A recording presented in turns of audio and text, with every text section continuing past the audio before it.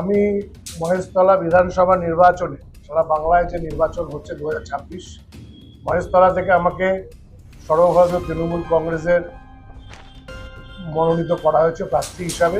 এর জন্য আমি প্রথমে ধন্যবাদ জানাই, কৃতজ্ঞতা জানাই আমাদের মুখ্যমন্ত্রী মমতা বন্দ্যোপাধ্যায় এবং আমাদের সর্বভারতীয় তৃণমূল কংগ্রেসের সাংসদ শ্রী অভিষেক বন্দ্যোপাধ্যায়, তারা মহেশতলায় আমার উপরে ভরসা রেখেছে এবং আমাকে মনোনীত করেছে নির্বাচন লড়ার জন্য।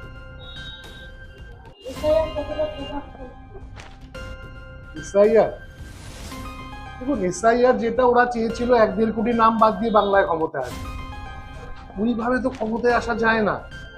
এসআইআর এ আগে আগে মানুষ আগে ভোটাররা ঠিক করতো সরকারকে গঠন করবে, সরকারকে চালাবে, আর এখন সরকার ঠিক করছে কে ভোটার লিস্টে থাকবে কে থাকবে। তো এসআইআর প্রক্রিয়া হয়েছে, আমরা আমাদের দল বলেছে ঠিক আছে এসআইআর প্রক্রিয়া হোক, কোনো আপত্তি নেই, কিন্তু কোনো বৈধ ভোটারের নাম যেন বাদ না যায়। তো এখনো পর্যন্ত প্রায় 68 লাখের মতন নাম বাদ চলে গেছে। তো এতে কোনো প্রভাব পড়বে না, তার কারণ হচ্ছে মানুষকে যেভাবে লাইনে দাঁড় করিয়ে দিয়েছে এসআইআর এর জন্য, মানুষ তার জবাব ব্যালট বক্সে দেবে। এই যে ভোটের আগে বারবার কেন্দ্রীয় সরকারের যে প্রধানমন্ত্রী তার পশ্চিমবঙ্গ ভ্রমণে আসা, এটা কি করে দেখবেন? এটা তো নতুন কিছু নয়, তো প্রতিবারই ইলেকশন হলে ওদের প্রধানমন্ত্রী আসে, ওদের স্বরাষ্ট্রমন্ত্রী আসে, বিভিন্ন হলে মুখ্যমন্ত্রীরা আসে, তো ডেলি প্যাসেঞ্জারি করে, কিন্তু কোনো লাভ হয় না। দিনের শেষে বাংলার মানুষ তাদেরকে দিল্লিতেই পাঠিয়ে দেয়। তো ইলেকশনের সময় বাংলার কথা মনে পড়ে, কিন্তু বাংলার মানুষ যখন কোনো বিপদে থাকে তখন এদের ডেলি প্যাসেঞ্জারি করতে দেখা যায় না, তখন এদের টিকিও খুঁজে পাওয়া যায় না। কিছুদিন আগে নর্থ বেঙ্গলে ভয়াবহ বন্যা হয়েছিল, দেখেছিলেন? দুজন বিধায়ক গেছিল, বিজেপির দুজন বিধায়ক গেছিল, গ্রামে ঢোকার চেষ্টা করেছিল, মানুষ ঝেঁটা জুতো লাঠি দিয়ে তাড়িয়ে দিয়েছে। কিন্তু মমতা বন্দ্যোপাধ্যায় দিনের পর দিন থেকে ওখানে ত্রাণ দিয়েছে। সেই সময় অমিত শাহকেও দেখা যায়নি, নরেন্দ্র মোদীকেও দেখা যায়নি, আর কোনো রাজ্যের মুখ্যমন্ত্রীকেও দেখা যায়নি। যদি তাদের পাশে কেউ থাকে, তার নাম বাংলার অগ্নিকন্যা মমতা বন্দ্যোপাধ্যায়। আপনি মহেশতলার বিধায়ক, কতটা উন্নয়নে? দেখুন, মহেশতলার বিধায়ক হব কি হব না মহেশতলার মানুষ ঠিক করবে। মহেশতলার আমরা বিগত 15 বছর 365 দিন মানুষের সাথে ছিলাম, মানুষের জন্য কাজ করেছি। এটা মহেশতলার মানুষ খুব ভালো মতন জানে। তাই আমরা উন্নয়নের নিরিখে মানুষের বাড়িতে বাড়িতে যাব, গিয়ে আমরা তাদের কাছে ভোট ভিক্ষা চাই।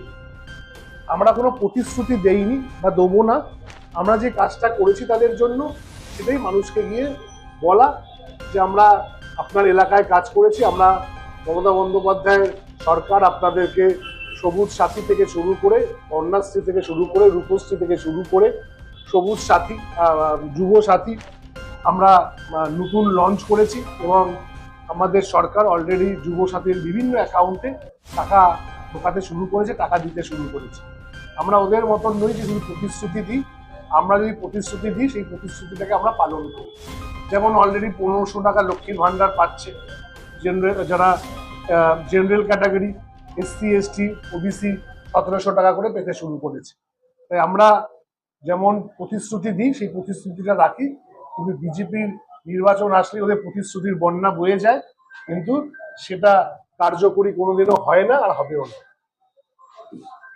ওয়ার্ডের বিভিন্ন জায়গায় রাস্তাঘাট যেগুলো খারাপ আছে বা নিকাশি ব্যবস্থা, সেইগুলো ওল্ড নিকাশি ব্যবস্থা, যেটা সাংসদের সাথে কথা হয়েছে মাননীয় অভিষেক বন্দ্যোপাধ্যায়ের সাথে, যেটা আফটার ইলেকশন একটা সারা মহেশতলা জুড়ে একটা ড্রেনেজের মাস্টার প্ল্যান তৈরি করা হবে, এবং সেই মাস্টার প্ল্যান অনুযায়ী মহেশতলা আগামী দিনে জল নিকাশির যে সমস্যা, সেই সমস্যা আমরা মিটিয়ে দেবো।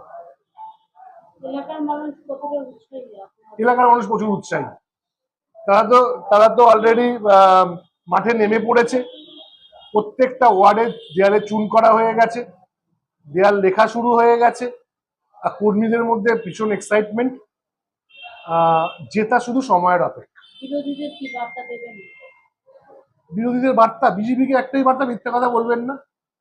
প্রতিশ্রুতি দেন, সেই প্রতিশ্রুতিটা রাখার চেষ্টা করুন।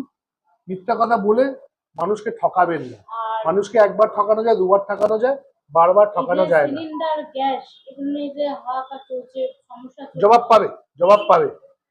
29 মার্চ 29 এপ্রিল মহেশতলা বিধানসভার নির্বাচন। বিজেপি বাংলা সহ মহেশতলাতেও SIR, তেলের সিলিন্ডার নিয়ে যে হাহাকার, পেট্রোল ডিজেলের ক্রাইসিস, সমস্তটারই জবাব পাবে। যতবার মানুষকে লাইনে দাঁড় করিয়েছে মানুষ ততবারই কিন্তু জবাব দিয়েছে। তাই এবারও জবাব পাবে। তার জন্য ওদের 4 মে বাক্স খুলবে, ভোটার বক্স খুলবে, শুধু জোড়া ফুল বেরোবে, পদ্ম ফুল আর বেরোবে না। আপনি কর্মীদের কি বার্তা দেবেন এই ভোটের প্রচারে? কর্মীদের একটাই বার্তা যে আমাদের আজকে সিদ্ধান্ত হয়েছে ওয়ার্ড সভাপতি এবং কাউন্সিলরদের নেতৃত্বে আমরা ওয়ার্ডে কাজ করব, নেতৃত্বে আমরা ওয়ার্ডে নির্বাচন লড়ব। সমস্ত কর্মীরা যেন আমাদের কাউন্সিলর এবং ওয়ার্ড প্রেসিডেন্টের সঙ্গে যোগাযোগ করে, তাদের সঙ্গে সামঞ্জস্য রেখে, তাদের সঙ্গে সম্পর্ক রেখে যেন ওয়ার্ডে কাজ করে। আর একটা কথা জানতে চাইবো, ভোটের এই ইয়েতে যত এগিয়ে আসছে সন্ত্রাস করা হচ্ছে বিরোধীরা। কোথায় সন্ত্রাস? বিভিন্ন জেলায়, যেমন আজকেও যেমন একটা জেলা থেকে খবর আছে মার্ডার হয়েছে। কোথায় মার্ডার হয়েছে, কোথায় সন্ত্রাস হয়েছে আমি জানি না। মহেশতলায় তৃণমূল কংগ্রেস কোনো সন্ত্রাস করবে না, এইটুখানি আমি দায়িত্ব নিয়ে বলতে পারি। আর বিরোধীরা যদি করে সেটা বিরোধীরা করলে প্রশাসন আছে, পুলিশ আছে, এখন তো ওদেরই সবকিছু হয়ে গেছে। মুখ্য চিফ সেক্রেটারি থেকে শুরু করে স্বরাষ্ট্র সচিব থেকে শুরু করে সিপি থেকে শুরু করে আমাদের জেলার SP কে সরিয়ে দিয়েছে, DM কে সরিয়ে দিয়েছে, শুনতে পাচ্ছি কিছু কিছু থানার আইস থেকে সরিয়ে দেবে। তো ওদেরই তো সবকিছু। তো ওরা যদি করে নির্বাচন কমিশন ব্যবস্থা নেবে। আমরা সন্ত্রাসে বিশ্বাসী নই, আর আমরা সন্ত্রাস করবো না। আর সন্ত্রাস করতে যাবোই বা কেন? মানুষ তো স্বতঃস্ফূর্তভাবে তৃণমূল কংগ্রেসকে ভোট দেবে। আমরা তো কাজ করেছি, আমরা তো প্রতিশ্রুতি নিয়ে বলছি না আমরা ক্ষমতা এলে সোনার বাংলা তৈরি করবো, সেটা বলছি না। সোনার বাংলা তৈরি করা আছে। ওরা সোনার আসাম, ওরা সোনার ত্রিপুরা, সোনার উড়িষ্যা, সোনার বিহার তৈরি করুক। সোনার বাংলা তৈরি করার জন্য মমতা বন্দ্যোপাধ্যায় একাই কাফি, কাউকে লাগবে না। ওরা তো বিভিন্ন প্রকল্পের টাকা আটকে রেখে দিয়েছে। মমতা বন্দ্যোপাধ্যায় তো বাংলা আবাস যোজনার টাকা ওরা আটকে রেখেছে, মমতা বন্দ্যোপাধ্যায় নিজস্ব অর্থ তহবিল থেকে দিয়ে দিয়েছে। 100 দিনের লেবারের 3-4 বছরের টাকা আটকানো আছে, সেটাও মমতা বন্দ্যোপাধ্যায় দিয়ে দিয়েছে।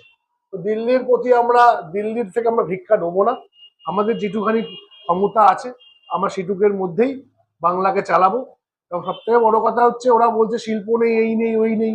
তো বাংলায় জিডিপি কিন্তু সারা ভারতবর্ষের মধ্যে জিডিপি দেখলে আমরা 3 নম্বরে আছি। প্রথমে মুম্বাই আছে, তারপরে দিল্লি আছে, তারপরে আমাদের পশ্চিমবঙ্গ আছে।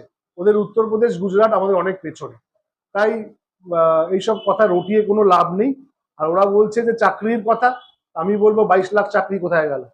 বছরে 2 কোটি চাকরি দেওয়ার কথা ছিল, 22 কোটি চাকরি কোথায় গেল? মহেশতলার মানুষ কি 22টা মানুষ কি চাকরি পেয়েছে? তারা কিন্তু চাকরি পায়নি। তাই দিল্লির প্রতি ভরসা না রেখে বাংলার মানুষ আমাদের মাননীয় মুখ্যমন্ত্রী মমতা বন্দ্যোপাধ্যায়ের প্রতি ভরসা চতুর্থবারের জন্য রাখবে, এটা আমাদের বিশ্বাস।